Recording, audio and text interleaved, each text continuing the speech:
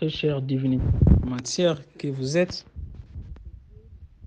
méditation. Merci à tous pour vos participations, car notre thème qui était intitulé La matière noire, composantes, fonctionnement, rôle et sa partie spirituelle, soit alors son importance dans la spiritualité évolutive de l'homme ou alors de l'univers. Chaque membre de ces vénérables forums a bien fait son exposé.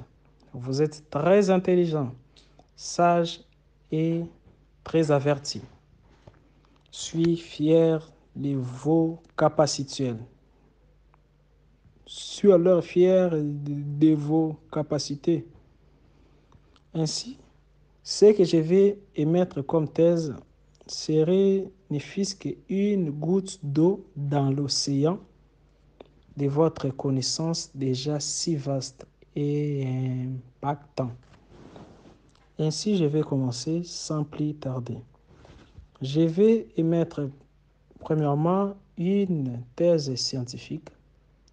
Ensuite, je vais émettre une thèse à caractère spirituel. Soyez attentifs. Je vais dire ainsi. L'immensité majoritaire de l'univers demeure invisible à nos yeux, certes. Il est composé à 95% de matière noire et d'énergie noire. Et aujourd'hui, la science ne sait pas trop de quoi il est question.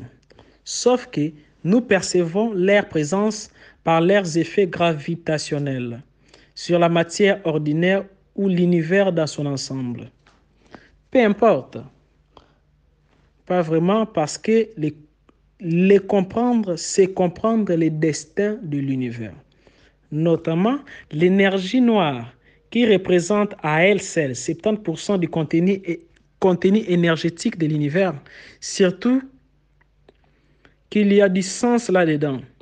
La matière noire crée du lien dans l'univers. Sans elle, il ne serait que chaos. Sans elle, l'univers serait inhabitable. La matière noire traverse et façonne les planètes et les étoiles. La matière noire est le ciment de l'univers. N'oubliez pas, la matière noire est le ciment de l'univers. Élément important à retenir, l'univers est homogène. Qui dit homogène signifie principalement de même nature uniforme. L'univers est isotrope. Que dit isotrope signifie simplement qu'il représente les mêmes propriétés dans toutes les directions.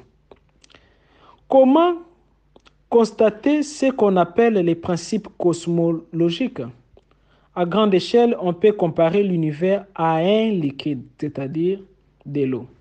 Observez à l'ordre du nanomètre. La planète Terre n'est donc ni centrale, ni spéciale, ni privilégiée. Elle fait partie d'un grand tout homogène et isotrope. Ce qui revient à dire et à affirmer que la planète Terre n'est pas extraordinaire parce qu'il y a plusieurs planètes qui sont aussi habitées. Et je ferme rapidement la parenthèse. Je disais, la planète Terre n'est donc ni centrale, ni spéciale, ni privilégiée. Elle fait partie d'un grand tout homogène et isotrope. Et finalement, l'univers ou de l'eau, cela se ressemble, tout est question d'échelle. Depuis 1929 et les observations d'Edwin Hubble, on sait que l'univers est en expansion et que tout partirait d'un Big Bang il y a 13,8 milliards d'années. Tout partirait d'un point, c'est-à-dire l'atome primitif. L'atome primitif est stimulé dans la Bible lorsque Dieu dit que la lumière soit et la lumière fit. Donc, l'éclat de la lumière qui alors est jailli dans les ténèbres primitives, c'est les ténèbres citées dans les livres de la Genèse, évoque déjà la présence de l'énergie noire et la matière noire. L'énergie noire vit dans la matière noire. Non, la matière noire vit dans l'énergie noire ou vice-versa. Alors, l'atome primitif. Si les chercheurs arrivent à remonter les temps dans leurs observations à 10 moins 43 secondes, et après le Big Bang, le temps égale 0, reste inaccessible. Les équations présentent alors une singularité. Qui dit singularité? Comme avec tout alors est trou noir, c'est-à-dire que alors la température et l'intensité deviennent infinies. C'est le mur des Planck. Les équations se fondent car il faudrait que la théorie de la gravitation s'unisse à la physique quantique pour aller plus près du zéro. La densité devient telle qu'on ne peut plus calculer. Donc, à partir de 10 moins 43 secondes, que la science constate le débit de l'expansion accélérée à partir d'un unique et minuscule point. On l'appelle l'inflation cosmique. L'inflation cosmique. Depuis 1998, on sait que cette expansion est de plus en plus rapide. Ce qu'on pourrait expliquer avec une constante cosmologique proposée par Albert Einstein et prédictée par la physique quantique en raison de l'énergie minimale qui alors caractérise les vides. Résumons. Tout part d'un point infiniment petit et dense, une singularité initiale, c'est-à-dire le Big Bang. L'expansion de ce tout homogène et isotrope est de plus rapide. Ce tout est composé de 95% de matière noire et d'énergie noire.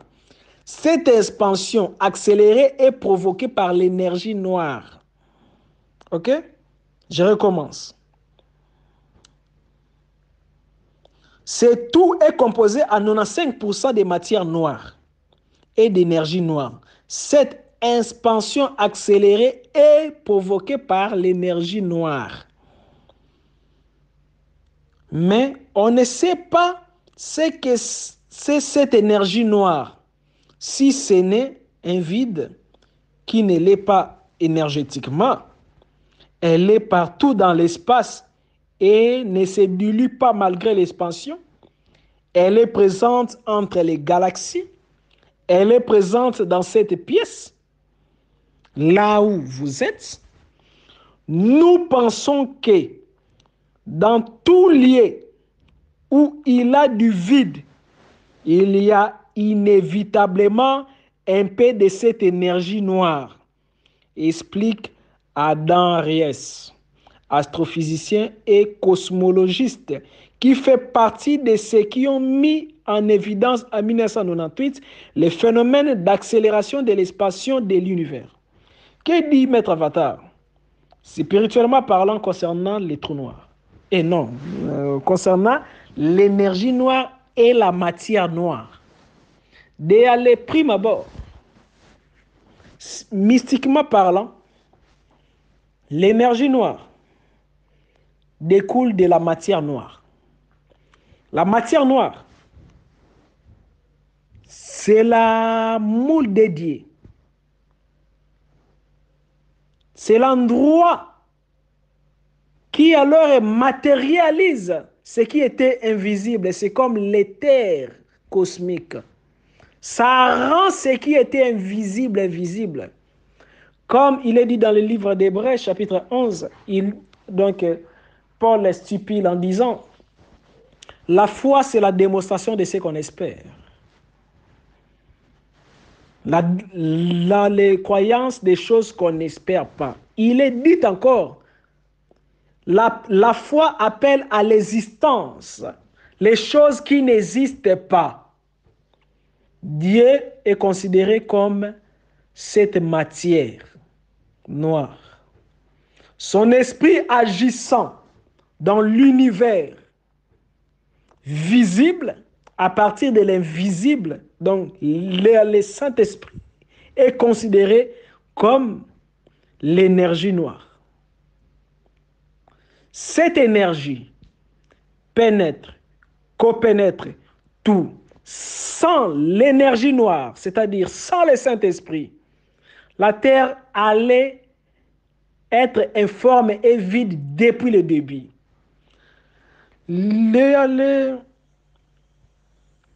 Donc, dans le livre de Genèse, il est mentionné qu'au commencement, la terre était informe et vide. Et Dieu dit, il est dit que la terre était informe et vide et les ténèbres couvraient toute la terre. Les ténèbres qui alors couvraient toute la terre y étaient symbolisées par la matière noire, donc la présence de Dieu, mais y en étant inactif. Mais la Bible dit l'Esprit de Dieu mouvait au-dessous des eaux, ce qui stipule que l'Esprit de Dieu qui alors mouvait au-dessous des eaux signifie tout simplement l'énergie noire qui alors est mouvée sur la création. La Bible stipule que Dieu dit que la lumière soit. Cette éclosion, cet bombardement de la lumière, c'est alors ce que les physiciens quantiques et astrophysiciens modernes nomment le Big Bang. Il y a l'avant Big Bang et l'après Big Bang et le Big Bang. Avant Big Bang, les êtres vivaient dans la matière noire. Avant tout près du Big Bang, les êtres, tout l'univers y était gardé à l'intérieur de l'esprit qui mouvait déjà dans l'univers. Cet esprit, c'est l'énergie noire. Après le Big Bang, c'est-à-dire après avoir Dieu puisse dire que la lumière soit, c'est-à-dire il y a une éclosion de l'ordre cosmique, naissance de quelque chose qui existait déjà dans l'invisibilité de l'invisibilité. Il y a une invisibilité doublée. Parce que la matière noire est invisible même devant un fait invisible.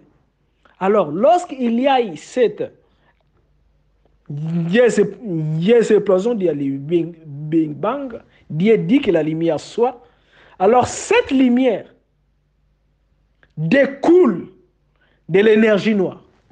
Cette lumière que nous voyons découle de l'énergie noire. Le soleil tire ces énergies, ces photons, sur leurs particules de l'énergie noire. L'énergie noire tire, ça leur est quintessence de la matière noire. Eh bien, cette énergie noire vit partout, dans tout. Il n'y a jamais de vie sans énergie noire. Mais il n'y a jamais d'énergie noire sans la matière noire. Eh bien, notez bien, la matière noire ne signifie pas l'antimatière. Parce qu'il y a aussi l'antimatière. L'antimatière est différente de la matière noire. Je parle de l'énergie noire et de la matière noire.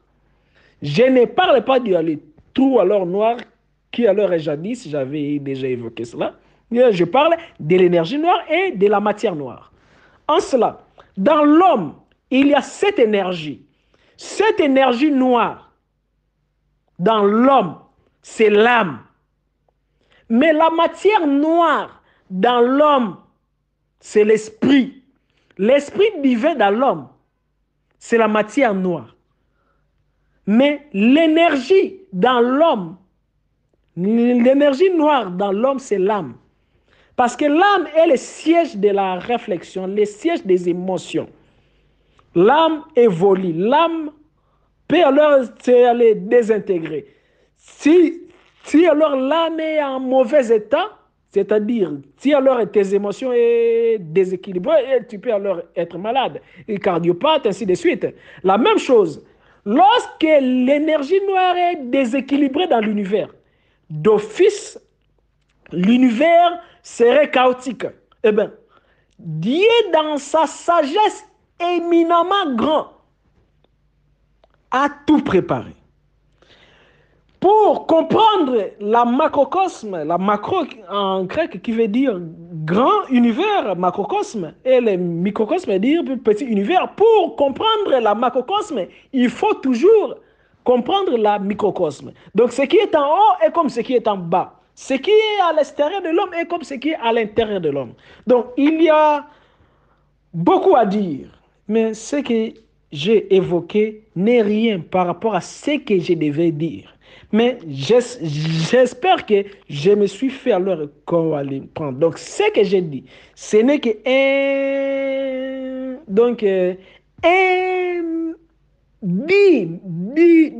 alors un millième de la vérité qui alors devrait être dit. Parce qu'il reste à savoir comment alors fonctionne l'énergie noire. Comment alors fonctionne la matière noire? Pour comprendre comment alors fonctionne la matière noire, tu dois d'abord comprendre comment alors fonctionne ton esprit. Pour comprendre comment alors fonctionne l'énergie noire, tu dois d'abord saisir comment alors fonctionne ton âme. L'univers est vivant. L'univers réfléchit. L'univers est un être, parce que nous sommes tous dans le multivers. Nous alors vivons dans le corps d'un être vivant. Cet être, certains peuvent l'appeler Dieu, mais vu alors sa grandeur, il ne peut être nommé car il dépasse ce concept-là de Dieu. Donc l'univers n'est pas unique, mais l'univers est multiple. C'est pourquoi j'ai alors parlé de le multivers. Alors, dans cette multiplication des univers, chaque univers, donc mono-univers, est un être à part. Cet être mis à part réfléchit. Sa réflexion repose dans l'âme, donc l'énergie noire. Mais l'âme repose sur l'esprit, c'est-à-dire la matière noire. Je pense que je me suis fait alors comprendre. Dieu est scientifique. Dieu est spirituel. La science et la spiritualité sont des jumelles, sont des serres inséparables. C'est comme la lumière et le soleil, la chaleur et le feu. Soyez bénis, ce n'était que les 1/10 d'y tout. Si c'est leur partage, donc j'étais utile, un mot de remerciement, offrande, remerciement, ça nous serait utile. Alors, à vous maintenant d'aller poser des questions dans les zones qui apparaissent sombres. Merci. Signé Maître Avatar, Jean-Pierre Manzolo, Monga, Mopepe, les Thaumaturges. Numéro de contact WhatsApp 00243 81 611 867 00243 81 611 867 soit 89 64 72 798. Soyez bénis. Merci.